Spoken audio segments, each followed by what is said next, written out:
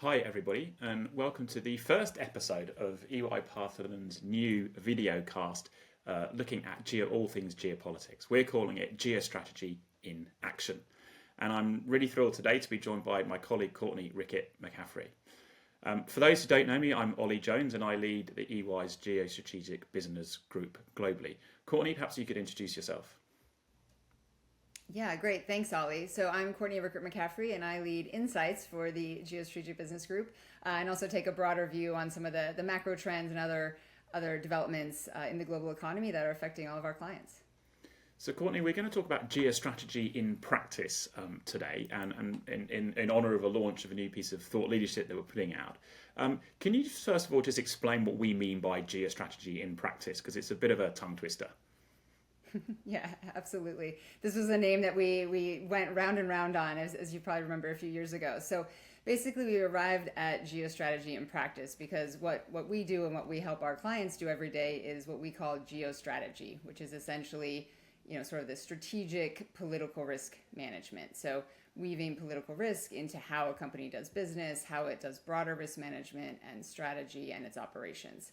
So that can get sort of theoretical or can feel a little less tangible when we're talking to clients. So what this study is all about is how companies around the world are putting that geostrategy in practice, how they're carrying out different actions to manage political risk and geopolitics in a variety of ways across their companies. So it really is that more practical, sort of tangible implementation of what we call geostrategy.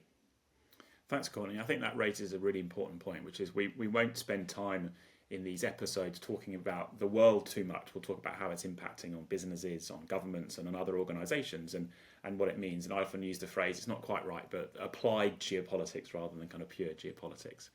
So Courtney, this is the second of a sort of big report on geostrategy in practice. Can you just sort of remind us what the first report said and sort of what the world looked like when we first put out our report, which I think was around 2021?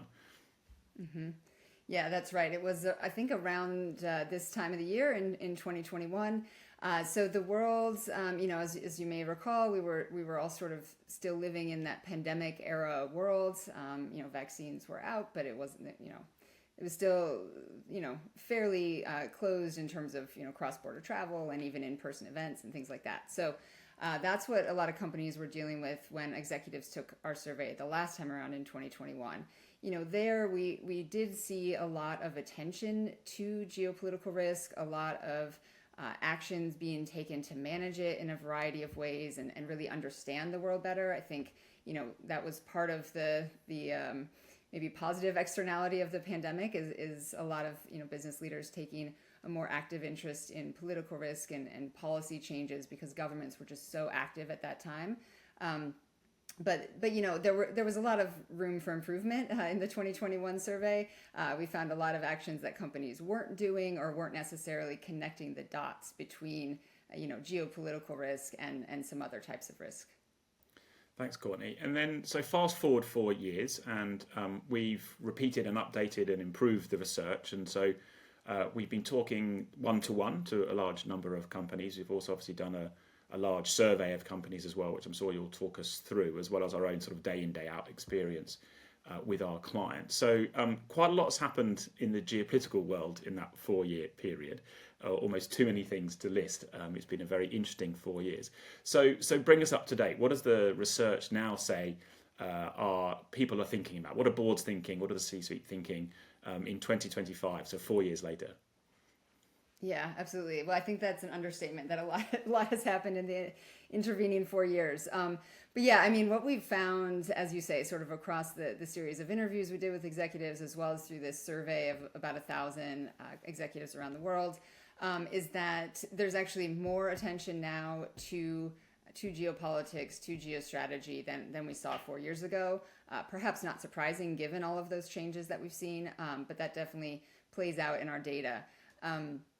The things that seem to be sort of top of mind are the areas where companies have really felt the impact of geopolitics the past couple of years.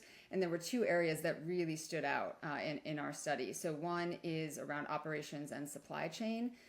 Those have been sort of very significantly negatively impacted by geopolitical risk. And then the other big area that stood out was reputation and compliance.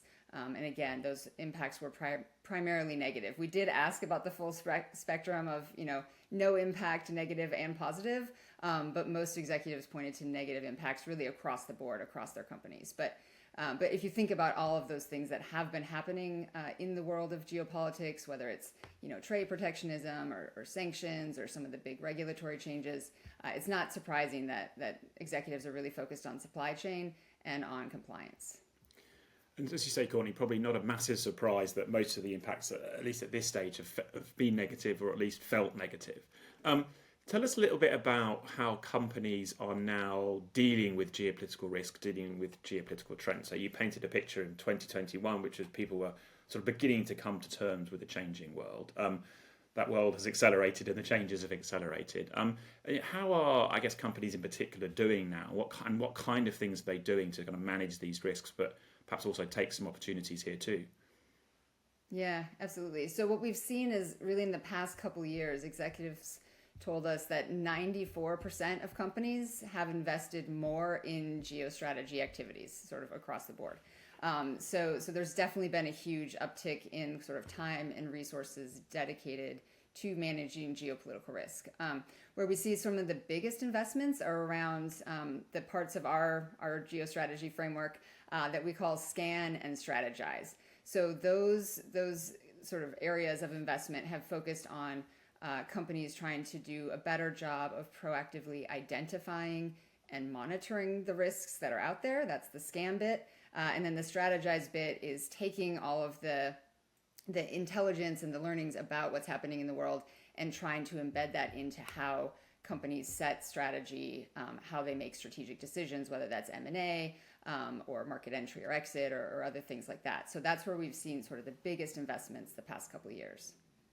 And so you're painting a picture of lots of action in this space, and that's it's great to hear, and it's not surprising as the world has become a lot more interesting. But I mean, some of the data is still quite stark. I mean, one of the pieces of data that really struck me was that something like 77% of the CEOs in the survey, or the C-suite in the survey, were surprised by more than half of the political events that impacted them in the last year, and that felt really high level to me. So I guess the picture you're painting is one of huge improvement from 2021, but there's still work to do. Yeah, and that's actually one of the areas where there was a deterioration in the results, right? And in 2021, I think it was a far less percentage that were surprised by political risks. But this time, as you say, it's unexpected political risks have had a big impact on companies the past couple of years, which is, I think, why we're seeing that higher level of investment, right? Because even though they have been investing and had been even in 2021, what we're seeing is that the world just continues to be volatile, unpredictable in some ways, and so continuing to invest in geostrategy, I think, is going to keep companies sort of looking ahead to growth, to competitive advantage, trying to stay ahead of some of these developments. And so you talk about investing in geostrategy, and you've painted this picture of real progress over the last 4 years. I suppose the obvious question is, go into a little bit more detail. Like, what are the 2 or 3 things that we would recommend people do when they invest in geostrategy? What does that mean in practice for our clients, their day jobs? What do they do differently? Maybe pick 2 or 3 things you want to mention. Mm-hmm. Yeah, well, as you might imagine, I have a long list of what I would want companies to do.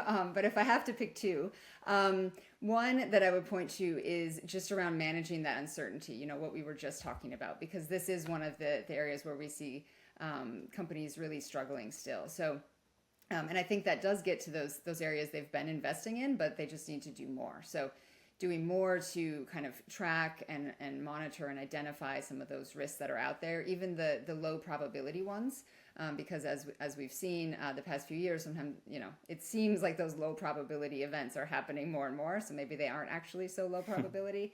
And then it's really around sort of stretching the imagination, building muscle memory around how to respond when the unexpected does happen.